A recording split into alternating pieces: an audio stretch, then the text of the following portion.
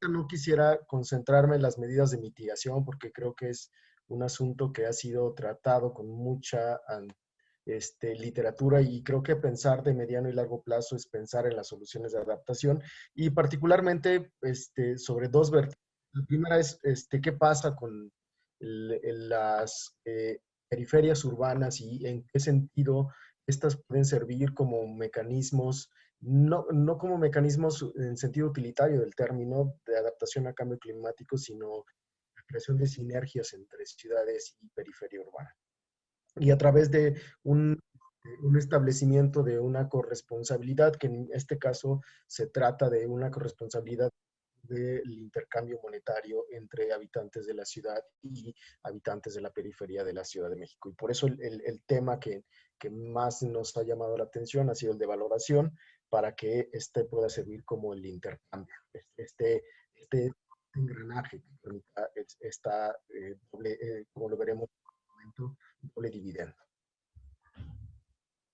Yo parto de un hecho que es el cambio climático como una condición de transformación de las ciudades, ¿no? De transformación en un doble sentido. En el primero, de transformación en los paradigmas de consumo, por un lado, pero por el otro lado, en el paradigma de qué se puede hacer ante los fenómenos que aquejan a una parte importante de la población. El esquema de la presentación es, vamos a ver primero un momento, un pequeño proceso de las tendencias de urbanización en el mundo. Nos concentraremos particularmente en lo que hoy en día parece ser como la tendencia más importante, que es la presencia de importante cantidad de población urbana en países no desarrollados, en vías de desarrollo o como quiera llamárseles.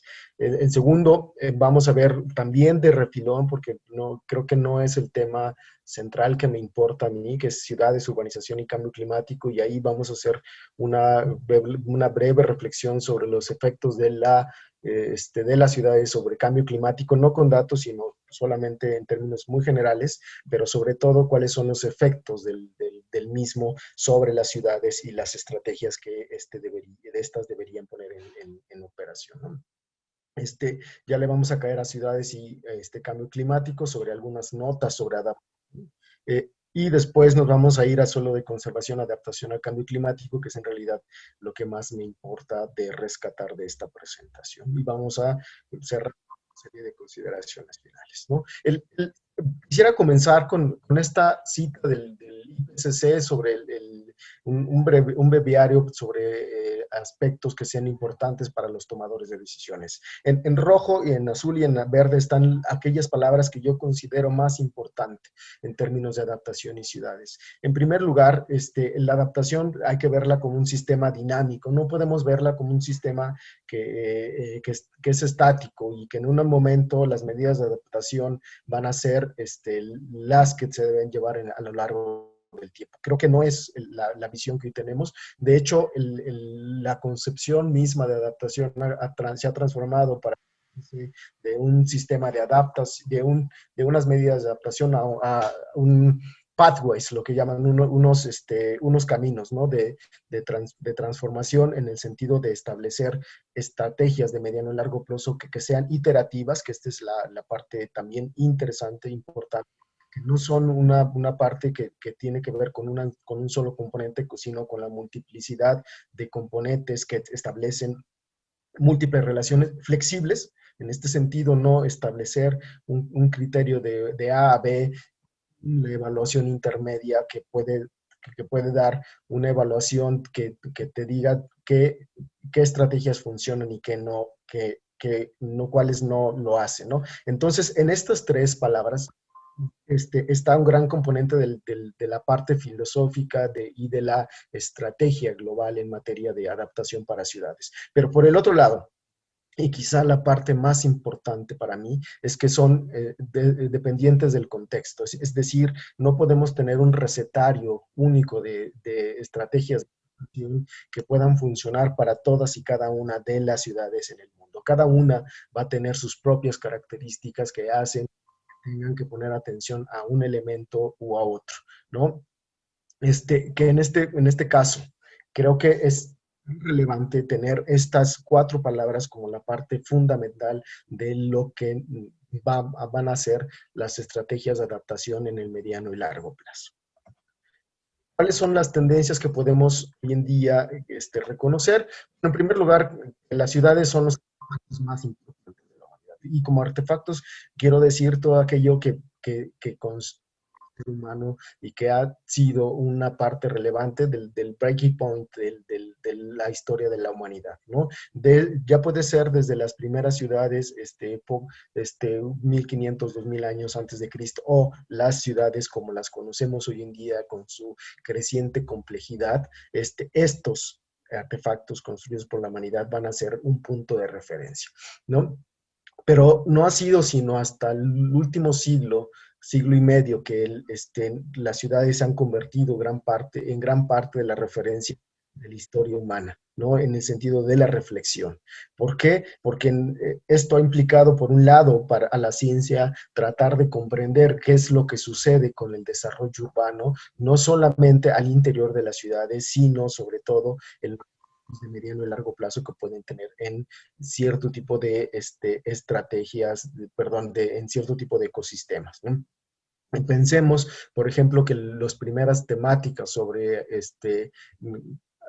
ambiente tienen que ver no necesariamente con la parte ambiental per se, sino con la salud pública, ¿no? Y el acceso de una parte importante de la población a bienes y servicios, a bienes y servicios urbanos, pero sobre todo urbana, pensemos en el agua, pensemos en el drenaje, etcétera, como una parte importante, pero después van a ser, por ejemplo, las primeras estrategias en materia de contención de contaminación en ciudades que experimentaban en esta primera gran oleada entre 1930 y 1960 grandes procesos de contaminación, principalmente llevados a cabo por una industria que en este momento se consolidaba. Y por el otro lado, en términos científicos, pero por el otro lado, para los tomadores de decisiones, esto ha implicado la transformación constante en cuáles son las principales atenciones que debería tener la ciudad. Y otra vez regresamos desde los sistemas de sanitización o de sistemas de saneamiento para las ciudades, o lo que sucede hoy en día con estrategias multinivel para la atención de un problema central como es el cambio climático, ¿no? En estas dos conjunciones y repensar a las ciudades es que se da esta discusión sobre transformaciones propias de las ciudades, de las urbes, de la contaminación y de las repercusiones de cambio climático. En este caso, en particular, el cambio climático requiere acciones tanto de mitigación como adaptación. Esto no hay duda de ello, ¿no? Tenemos por un lado que disminuir los efectos, disminuir la cantidad de gases de efecto invernadero, pero por el otro lado también tenemos que transformar las ciudades para adaptarnos a lo que hemos hecho en el tiempo con anticipación, ¿no?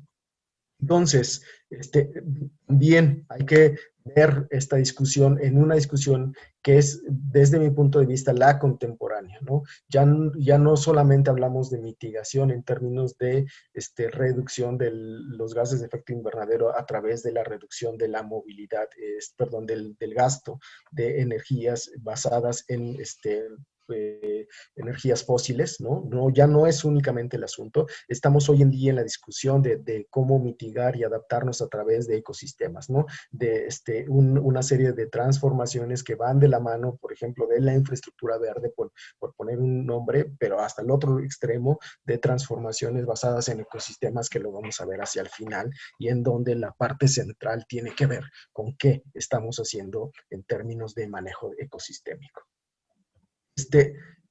En esta presentación hacemos una breve reflexión sobre la valoración ambiental de las periferias urbanas como un mecanismo de adaptación al cambio climático. Ya vamos a ver cuáles son algunas de las implicaciones que esto trae. Lo dejo al final porque es una parte que para mí resulta central.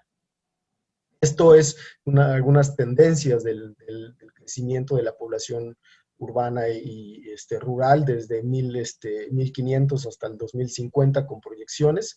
El famoso turning point, el cambio que se dio en 2013-2014 en donde la parte más importante, el porcentaje más importante de población en el mundo ya residía en alguna localidad considerada como urbana. Esto pueden ir desde las localidades muy pequeñas, consideradas por urbanas por los censos de los distintos países, hasta las famosas megalópolis o las megaciudades, ¿no? Y en este amplio abanico es donde reside una parte importante de la población.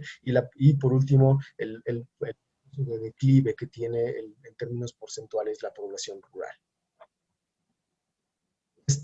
Tenemos que la urbanización ha sido un proceso continuo desde el siglo XX, como un proceso ya globalizado. Ya no son las ciudades previas a la época de la industrialización, sino ya es un proceso como una gran tendencia mundial, ¿no? Esta se acentuó en el siglo XX y también una parte importante de la discusión que hoy tenemos es que se ha trasladado el proceso de urbanización de los países desarrollados a los no desarrollados. Si bien es cierto, durante una parte importante del siglo XIX y una igualmente importante del siglo XX, el proceso de urbanización estaba ligado a la mejora de las condiciones de vida de la población, particularmente el incremento del salario y la industrialización. Lo que sucede posterior a 1940, 1950 es que los países en vías de desarrollo comienzan con un acelerado crecimiento urbano, que se va a acentuar posterior a la década de los 70 del siglo anterior. Y lo que implica, ¿qué implica todo esto? Implica desde la transformación de los patrones de consumo en países como China, la India, que tienen efectos importantes sobre la emisión de gases de efecto invernadero, pero por el otro lado, el crecimiento importante de ciudades en las franjas costeras de países no desarrollados con graves problemas fiscales, principalmente de las ciudades, que no permiten que se establezcan mecanismos de mitigación y de adaptación en este tipo de ciudades, precisamente porque no se cuentan con los recursos necesarios para hacerles frente, ¿no? Ahí en estas dos grandes extremos podemos entender este proceso y por qué es relevante esta diferenciación entre entre ciudades de países desarrollados y ciudades en países en vías de desarrollo, que pasa por el aspecto fiscal. Aquí están una de las grandes tendencias, ¿no? La población en países poco desarrollados representa el 86% por ciento en total de la población en el mundo, mientras que los más desarrollados el 13%. Él llama más la atención el porcentaje de población urbana que ha crecido de 40% en 1950 al 80% que ha estimado en 2030, es decir, en solo 80 años se ha duplicado el porcentaje de población, la contribución de la población urbana de los países no desarrollados al total mundial, ¿no? Y por último, también es igualmente importante que el porcentaje más grande de población rural vive en países no desarrollados, con todas las implicaciones que esto. Estas son las estimaciones de crecimientos de poblaciones para los países desarrollados y no desarrollados, y vemos que las tasas de crecimiento están impulsadas, la línea azul está impulsada claramente por la línea roja, que es aquella que tiene que ver con la población en países menos desarrollados, particularmente la urbana, ¿no? Esto también es de los incrementos porcentuales anuales.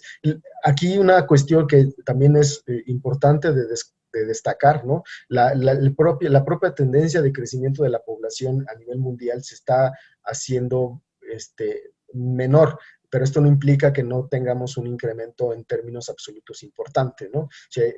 Sucede como en países como México, en donde las tasas de crecimiento han disminuido desde la década de los 90 hasta, bueno, la segunda mitad de la década de los 80 hasta este momento. Sin embargo, la tasa de crecimiento de la población urbana crece de manera más acelerada, ¿no? Esto es importante de ser tomado en cuenta porque es como este patrón de concentración de la población en áreas urbanas.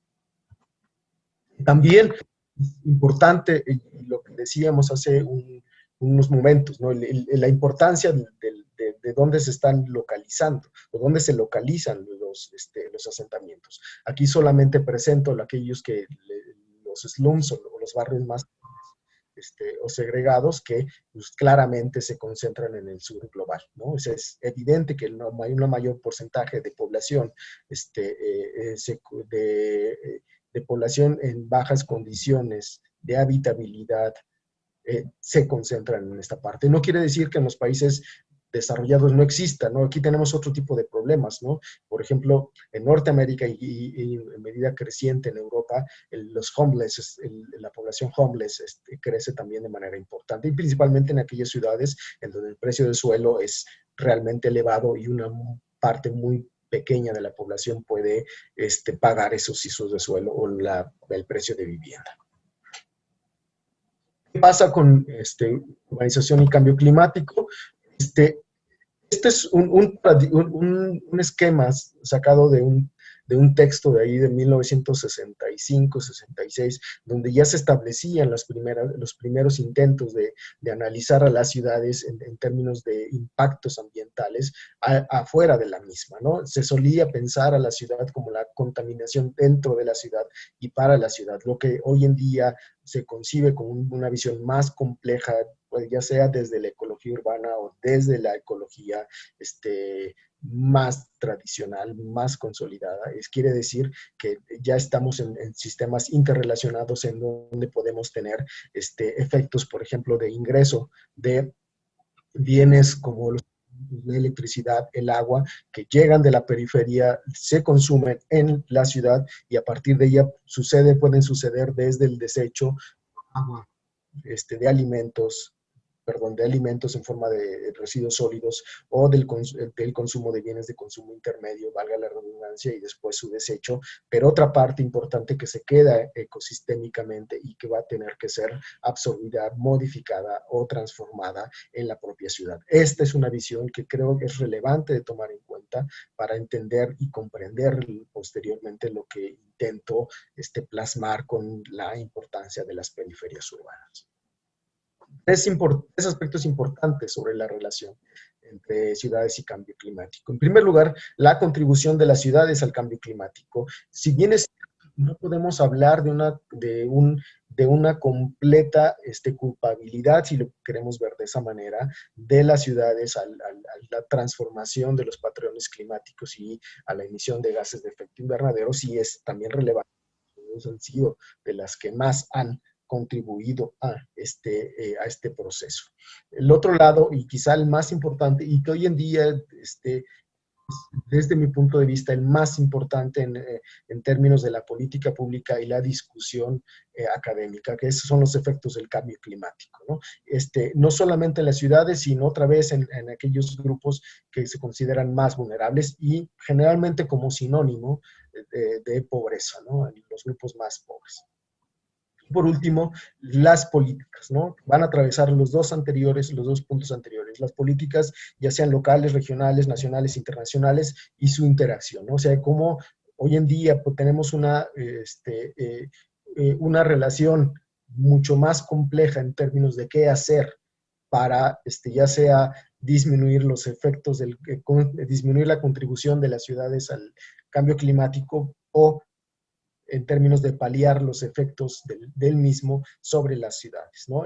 Y entonces vemos alianzas, por ejemplo, la alianza de las 40 ciudades o la interacción entre ciudades que van como representantes a las cumbres de cambio climático o al revés, como los mecanismos internacionales tienen un correlato muy local para la consecución de cierto tipo de objetivos para la reducción de la contribución o para la reducción de los efectos del cambio climático. Esto es para aquellos que se dedican a políticas públicas, a las políticas públicas, es una fuente muy importante de análisis porque permiten establecer muchas directrices sobre qué se hace y qué se debería hacer sobre todo.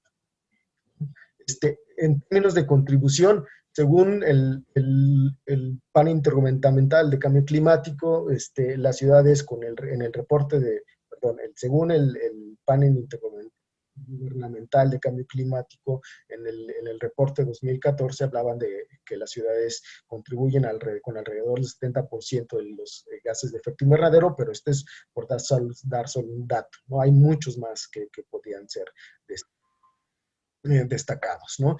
¿Por qué contribuyen? Bueno, en parte importante por el consumo de energía. Las ciudades son deficitarias en este sentido en términos de energía. Es decir, tienen que importar más, dar más de la misma de la que ellas mismas pueden producir a su interior. Y de la que importan, una parte importante proviene de fuentes fósiles, principalmente el petróleo, ¿no? Es igualmente importante, ¿no? Y el cambio en los patrones de consumo, ¿no? No es únicamente el tránsito hacia ciudades de mayor tamaño, sino sobre todo cuáles son los cambios en patrones de consumo de alimentos y de bienes de consumo intermedio. ¿Por qué? Porque van a presionar por la transformación de usos de suelo en otras partes del orbe, por ejemplo, con cadenas globales de producción de alimento y las implicaciones que tiene esto en gasto de energía, en emisión de gases de efecto invernadero, el, eh, inyectar al suelo fertilizantes, herbicidas, etcétera, ¿no? Que también tienen un efecto importante en cambio climático, pero también en bienes de consumo intermedio que tienen también un efecto importante en términos de contribución al cambio climático. También el crecimiento de la población urbana per se es un elemento, yo no lo pondría como el principal, ¿no? Porque quizá el anterior, el patrones de consumo tiene un efecto más importante que el mismo crecimiento de la población. Por último, es el que nos interesa, bueno, a mí me interesa en esta charla, es el cambio de uso del suelo en las periferias urbanas, ¿no? Y con la consecuente pérdida de servicios ecosistémicos, ¿no? Si nos regresamos a la diapositiva, esta, es lo que implica, ¿no? Los cambios de uso del suelo, no solamente cambios en los patrones de provisión de alimentos, sino también en toda la provisión de otro tipo de bienes y servicios ambientales. Ya lo veremos con el caso específico de suelo de conservación, que es lo que sucede con la captura de carbono, por ejemplo, o la reducción de la temperatura, que son bienes que necesitamos como ciudad y que están claramente amenazados por el crecimiento urbano. ¿Cuáles son los efectos del cambio climático en las ciudades? Aquí podemos ver una parte que es quizá la que aparece con mayor recurrencia en las notas periodísticas, pero no necesariamente la única, ¿no? Los desastres, y por desastres pueden ser aquellos muy puntuales que se suceden en un momento en el tiempo y que los patrones de resiliencia pueden absorberlos y que pueden estar como claramente identificados, ya pueden ser desde lluvias extremas, deslaves, etcétera, pero quizá los más interesantes de estudiar, porque no existe como un patrón para hacerlo, son los de mediano y largo plazo. Por ejemplo, las sequías y la desertificación, ¿no? O sea, pareciera que vivimos constantemente en patrones de sequía y que lo hemos interiorizado de tal manera que ya no lo pensamos como un desastre, sino como un proceso que tiene que ser interiorizado. Incremento de las temperaturas, esto es evidente y sobre el cual una parte importante de los indicadores de cambio climático se asientan o se asentan, ¿no? Los vectores infecciosos, principalmente debido a los cambios en las temperaturas, y en términos económicos de infraestructura, efectos en la distribución del ingreso, principalmente en aquellas actividades que han sido más afectadas por el cambio climático, efectos en la infraestructura, principalmente en la necesidad de construir nueva infraestructura o reparar aquella infraestructura dañada, y por último, otra vez, la provisión de servicios ecosistémicos. Estos son del mismo reporte para los tomadores de decisiones, cuáles son las actividades en mayor riesgo, ¿no? Vemos desde los corales, la mortalidad y morbilidad, los floodings, ¿no? Las plantaciones, los ecosistemas terrestres, ¿no? que son quizá una de las partes importantes para tomar en cuenta cuáles son los efectos, pero que en última instancia la mayoría de estos tiene un efecto claramente espacial en las ciudades. Les decía de las sequías, ¿no? Este es un reporte de 2012 que hablaban de cuáles son las regiones con mayor estrés, ¿no? En este término, y las que, los patrones que siguen también las plantaciones, ¿no? Cuáles son las correlaciones entre ambos, y ustedes lo van a ver en las siguientes diapositivas, ¿no? Lo que sucede en el río Colorado y dónde están los bajos niveles y sobre todo esta, ¿no? ¿Qué pasa con estos desastres de mediano y largo plazo, ¿no? En términos de cosecha de este tipo de productos, pero que no son los únicos, ¿no? Y aquí se puede ver esta gran complejidad, ¿no? ¿Por qué? Porque supone que para los agricultores va a reducir una parte importante del margen de ganancia, pero por el otro lado, para los compradores, y en su mayoría urbanos, va a representar, por un lado, una suerte de escasez o, en el mejor de los casos, si no existe escasez, incremento de los precios de este tipo de alimentos, ¿no? Ahí está, por eso es que desde mi punto de vista, tratar de comprender esta relación entre lo que no es urbano es central para entender el problema de la adaptación. Algunas reflexiones sobre la adaptación, ¿no? Una definición básica, ¿no? De adaptación. En el glosario del IPCC se dice que son el ajuste de los efectos esperados actuales o futuros de cambio climático y que implica disminuir los negativos o sacarle partido a los benéficos, ¿no? Este es como a grandes rasgos define el IPCC. En términos de política pública, lo anterior implica que hay una complementariedad entre mitigación y adaptación, es decir, no podemos desligar una de la otra, ¿no? Unos patrones de mitigación pueden convertirse en mediano plazo en adaptación, en términos específicos en mitigación. Pero también necesita, y regresando a la cita con la cual empezaba la necesita soluciones innovadoras, ¿no? Pero que también son dependientes del contexto y el lugar. No podemos tener o tratar de entender que las políticas en materia de adaptación o las prácticas culturales, sociales en términos de adaptación, no son dependientes del contexto y el lugar, ¿no? O sea, en este sentido es muy importante tenerlo como muy presente. Una efectiva toma de decisiones y su carácter multinivel, ya lo decíamos anteriormente, desde los aspectos locales, ¿no? Que pueden ir desde las transformaciones de los espacios públicos, por ejemplo, a partir de la infraestructura verde, hasta los grandes acuerdos multinacionales, en donde las ciudades tienen un papel fundamental para la reducción de la emisión de gases de efecto invernadero o los patrones, por ejemplo, de financiamiento para la reconstrucción de ciudades o para la transformación de las ciudades con vistas a ciudades más sustentables o sustentables, ¿no? También este tipo de cosas, y particularmente el sacarle beneficio a la parte positiva, evidentemente podría tener un correlato en la mejora de las condiciones de vida de la población, no únicamente en términos de ingreso, ¿no? O sea, aquí esto también es muy importante, es relevante pensarlo en términos de mejora de la calidad de vida, en términos ambientales de igual manera, ¿no? Y por último, nuevamente la importancia de los sistemas locales. Es postura sobre adaptación para ciudades, ¿no? Un primer punto de vista, y no están peleadas una con la otra, son simplemente tres formas de entender el problema, y en algunos casos inclusive son hasta complementarias. La primera es más de una base arquitectónica, en donde se habla de las infraestructuras azul-verde, ¿no? Y entonces se plantea la planeación urbana con elementos naturales, y aquí, entre comillas, sí es naturales porque generalmente son ecosistemas claramente intervenidos, ¿no? Por ejemplo, cuerpos de agua, parques, áreas verdes, ¿no? Soluciones basadas en la naturaleza, toman en cuenta la planificación desde un punto de vista de la coprovisión de bienes y servicios entre sociedad y naturaleza, es decir, que podríamos convivir estas partes esta parte construida con la no construida en una interacción no conflictiva, ¿no?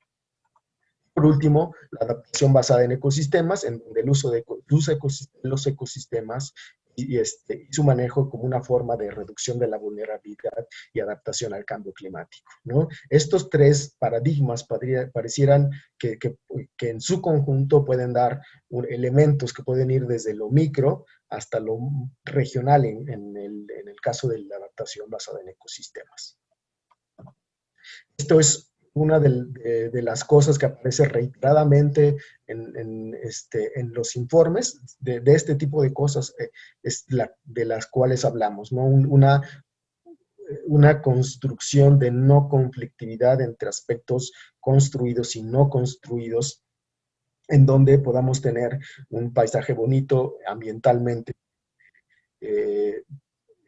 íntegro y con provisión de calidad de vida a la población, ¿no? Ahí están este tipo de cosas, ¿no? Y una de las partes también tal vez más interesantes ha sido la transición hacia sistemas en donde este tipo de estrategias se puedan concebir también como una parte del desarrollo económico, no solamente como un indicador del desarrollo económico, ¿no? Sino como generadoras del mismo, ¿no? Ya no pasar del indicador en donde se diga la calidad ambiental de tal ciudad es X y por tanto provee de un ambiente que permite la inversión en estas ciudades, sino, por ejemplo, generar empleos en este tipo de actividades que te, a su vez, formarlas parte del repertorio del crecimiento de la ciudad. Y esto en los últimos por lo menos 20 años se ha convertido como en un gran paradigma, ¿no?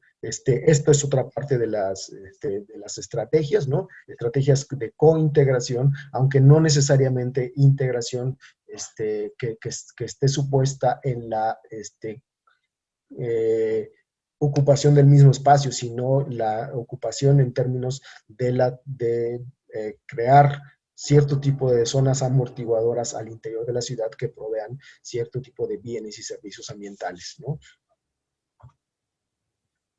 El suelo de conservación y adaptación al cambio climático. Primero, pensemos, quisiera tratar un poco el tema de qué concibo como periferias urbanas y por qué al último lo vamos a rescatar para entender este proceso de adaptación. Bueno, las periferias urbanas son espacios complejos per se, ¿no? Que no pueden definirse enteramente como urbanas, pero tampoco como rurales. Hay una mezcla de ambas cosas. No podemos tener una intervención importante en términos de transformación de la economía de las periferias hacia la industria, hacia los servicios, pero tampoco tenemos el suelo construido que tenemos en las ciudades, ¿no? Hay una juxtaposición, por ejemplo, de actividades rurales con actividades urbanas, la agricultura por un lado y la economía de servicios por el otro, y en donde una interacción compleja, pero también tenemos patrones culturales híbridos que no son netamente urbanos, pero tampoco son completamente rurales, ¿no? Tienen un papel fundamental para algunas ciudades en términos de provisión de servicios ecosistémicos, mismos que van desde la provisión de alimentos hasta la captura de carbono o la recarga del acuífero o de los acuíferos. Desde un punto de vista urbana, estas habían sido como una reserva de suelo. ¿Qué quiere decir esto? Que más allá de la ciudad se pensaba en las periferias como la próxima frontera que debía ser urbanizada, ¿no? Y en este caso, desde, por ejemplo, una posición más mainstream, en donde se convertían en el futuro de los próximos desarrollos inmobiliarios, y una implicación muy importante que tenía que ver con esto es que se creaban expectativas sobre la próxima urbanización de las mismas y entonces teníamos procesos de inflación de precios de la periferia que pretendía ser urbanizada en un momento determinado. Esto es igualmente importante porque lo vamos a ver otra vez hacia el final de la misma, porque crea expectativas principalmente de los poseedores del suelo, en donde los precios que se solicitan generalmente están por encima de lo que se puede pagar para la conservación, ¿no? Esta especulación del suelo genera unas dinámicas que son realmente complejas de ser paliadas en el corto plazo. En términos agrícolas, también es un proveedor de alimentos y otros productos para las ciudades, pero también el deterioro de su periferia ha llevado a su reconceptualización en otro sentido. Por ejemplo, tratar de entender cuál es su contribución a la calidad ambiental y de las ciudades, no solamente de las periferias, ¿no? Y que quede una cuestión como muy clara, ¿no? No estamos hablando de la calidad per se de las en términos de buena calidad de vida, buena calidad ambiental, sino sobre todo entender que estas periferias contribuyen de manera importante a la calidad de vida y la calidad ambiental de las ciudades, ¿no? También en un escenario de cambio climático pueden ser un elemento en la mitigación al cambio climático, y eso también es una pregunta, si bien es cierto, no tratada con profundidad en la literatura científica, sí presente en algunos aspectos, por ejemplo, de la gestión, es multiescalar y de gestión ambiental a nivel regional, ¿no?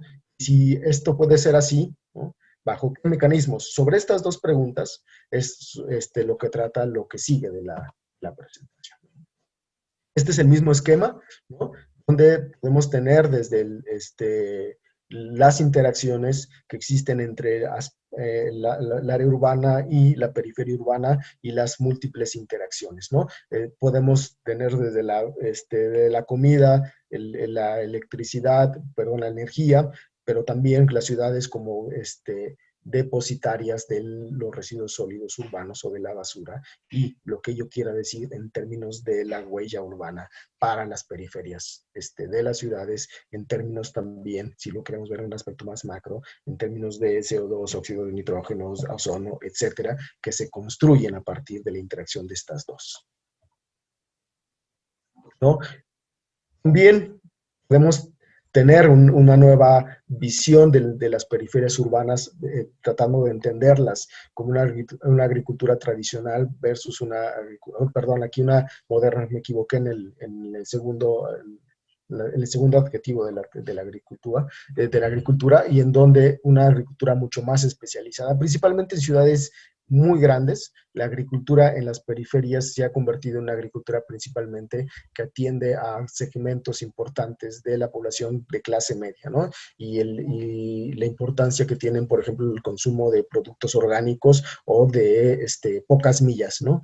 Que en ciudades, por ejemplo, con Ciudad de México, estaba en proceso de consolidación hasta poco antes de la pandemia, y donde los productores estaban en proceso de transformación, otro tipo de agriculturas, por ejemplo, las de gran escala, como la vemos en la fotografía del nopal, que son vendidas en grandes escalas, principalmente en la central de abastos o la producción de lechuga en San Gregorio de Tlapulco, en Xochimilco.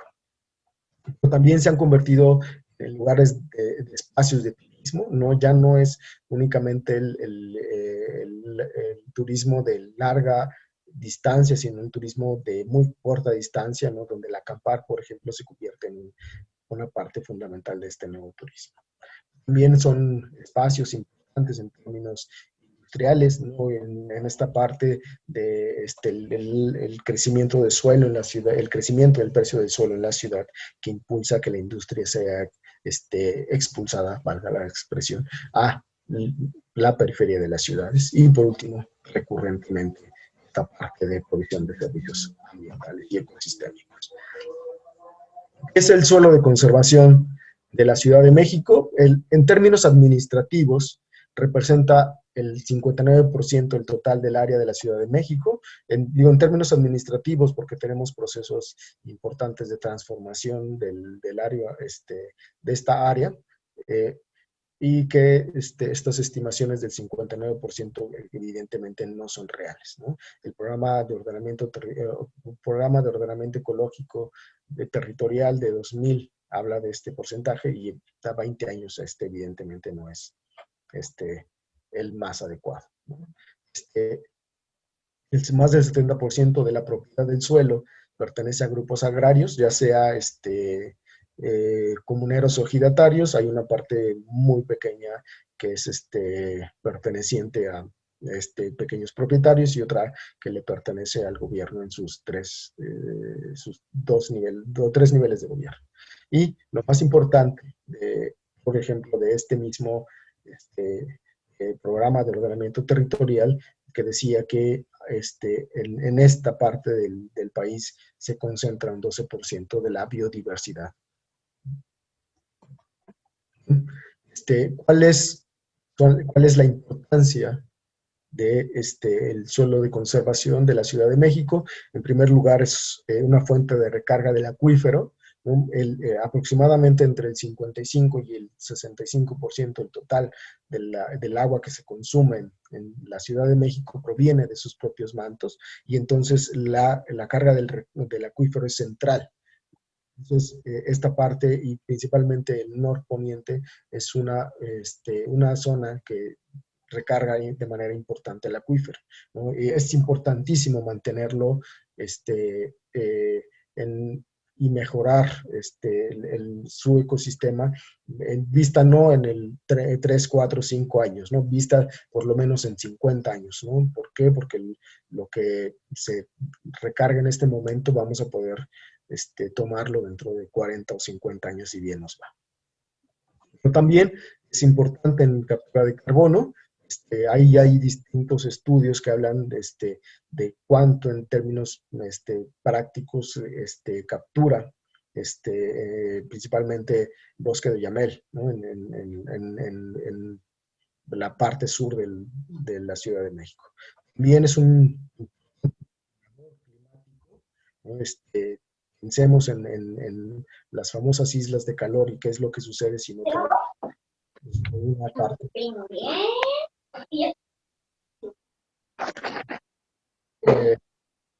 Si no tenemos esta parte importante de climática, ¿no?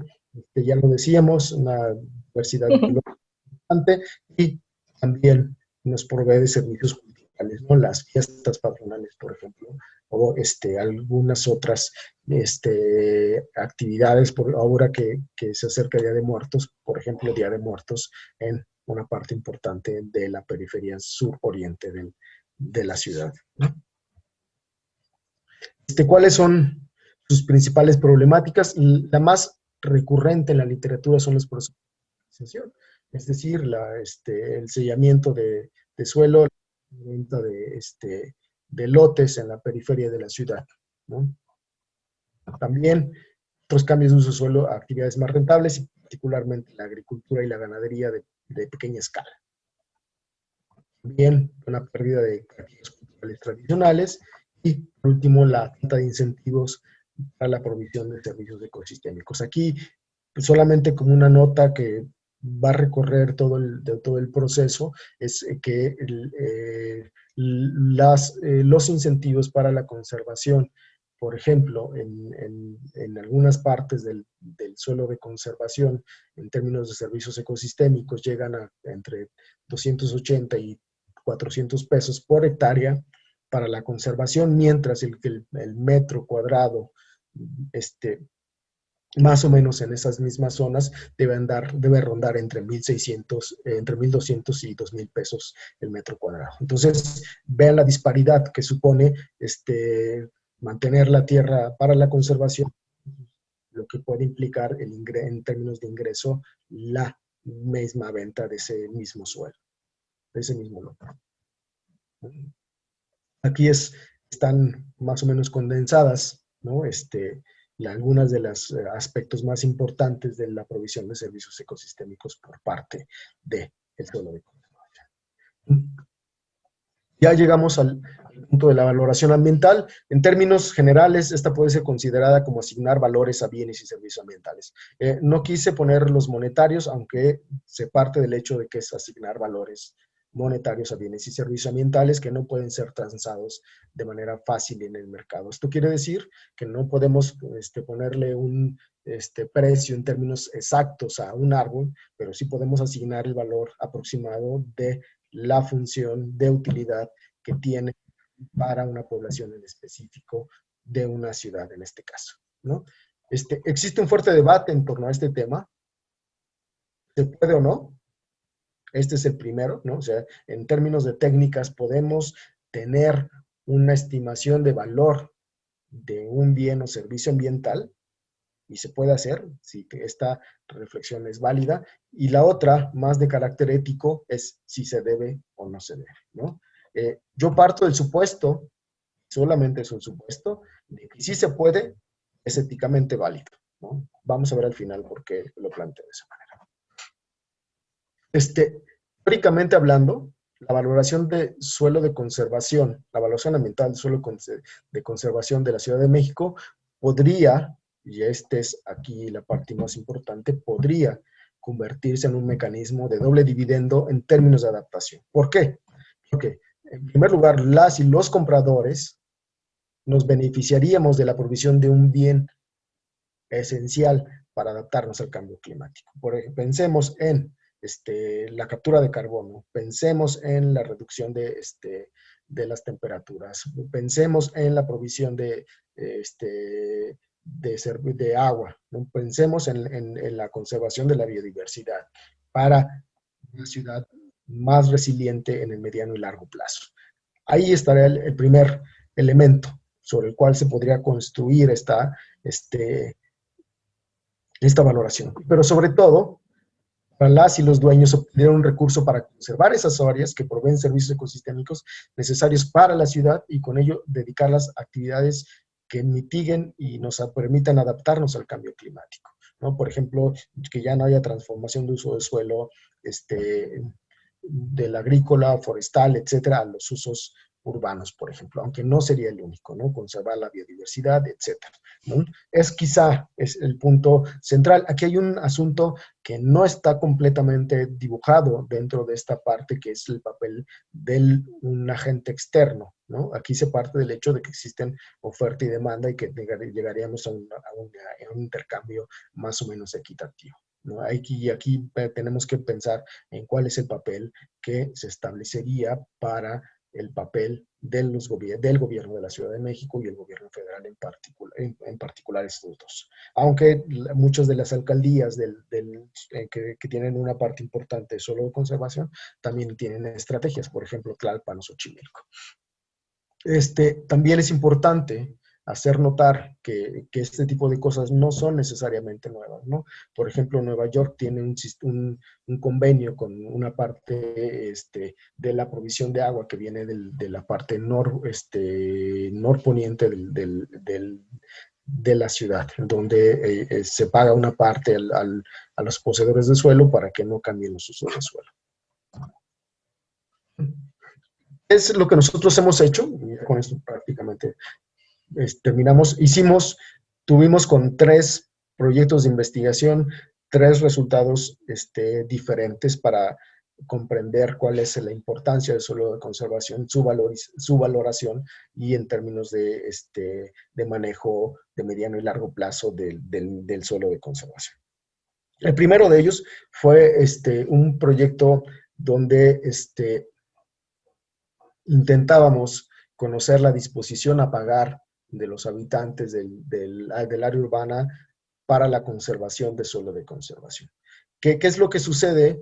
Que poco menos del 50% en total de la población de la Ciudad de México dijo identificar al suelo de conservación como esta área que le provee cierto tipo de bienes y servicios ambientales, ¿no? Esto fue el primer gran resultado y quizá para nosotros el más importante, porque si no conocemos suelo de conservación, difícilmente vamos a poder valorarlo, no solamente en términos económicos, sino sobre todo en términos ambientales. Y lo que necesitamos entonces es visualizar esta zona que es importante para nosotros. En un segundo proyecto de investigación, nosotros estimamos a partir de una metodología de precios hedónicos cuáles son los atributos más importantes que se establecían para la adquisición de lotes en la periferia de la Ciudad de México. ¿Y cuál fue nuestro gran resultado? Es que la población suele valorar más los usos urbanos, los servicios, la infraestructura y el equipamiento urbano para la adquisición de un lote. Es decir, buscan áreas consolidadas que puedan ser provistas fácilmente de infraestructura de sanidad, por ejemplo, agua, drenaje, pero también equipamiento educativo y de salud, ¿no? Todos aquellos, y en última instancia, todos aquellos que tengan que ver con la conservación de suelo de conservación, valga la expresión, ¿no? Eso también es muy importante, ¿no? Porque si nosotros seguimos pensando en la periferia de la ciudad como un gran reserva de suelo, lo que vamos a tener es un efecto rebote en el mediano y largo plazo, ¿no? Es decir, hoy ya lo podemos ver, pero los efectos más grandes van a ser dentro de 20 o 30 años. En otro estudio sobre la valoración del paisaje en San Nicolás Totolapan, lo que nosotros encontramos es que la función de recreo del parque está más, perdón, la valoración de la función de recreo está más valorada en los visitantes que la función propia de carácter ambiental, ¿no? También es importante, el ver el paisaje es más importante que la funcionalidad del mismo. Y por último, en un estudio que hizo un estudiante de licenciatura para su tesis en geografía, él le preguntó a los comuneros de una comunidad, valga la expresión también, en la alcaldía de Tlalpan, cuánto estaban dispuestos a aceptar para seguir conservando, ¿no? Y la expectativa puede llegar a los 3,500, 4,000 pesos mensuales por hectárea, que son 10 veces más, por ejemplo, de lo que hoy en día se les paga al año, ¿no? Entonces, esto significaba que teníamos una expectativa de, de recibir montos para la conservación que lo que en los 3 estudios anteriores podíamos impulso. Esto lo que quiere decir es que va a ser muy complicado que podamos mantener suelo de conservación desde una visión que únicamente implique una consolidación de una estrategia basada en los incentivos económicos. Bueno, ya con esto prácticamente termino. Son algunas de las consideraciones más importantes desde mi punto de vista. Cambio climático es uno de los aspectos más relevantes para la historia de la humanidad.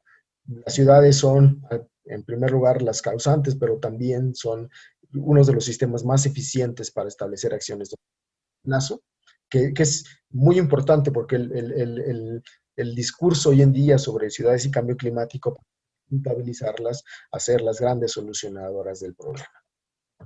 Sin embargo, desde mi punto de vista, no se trata únicamente de realizar acciones al interior del área urbana, sino sobre todo la interacción de sus periferias, las regiones urbanas, en las palabras del IPCC, por ejemplo, ¿no? Hablar de adaptación basada en ecosistemas parece prometedor porque implica la importancia de los espacios que proveen servicios ecosistémicos a las ciudades, principalmente aquellos que ayudan a la mitigación y adaptación a cambio climático, ¿no?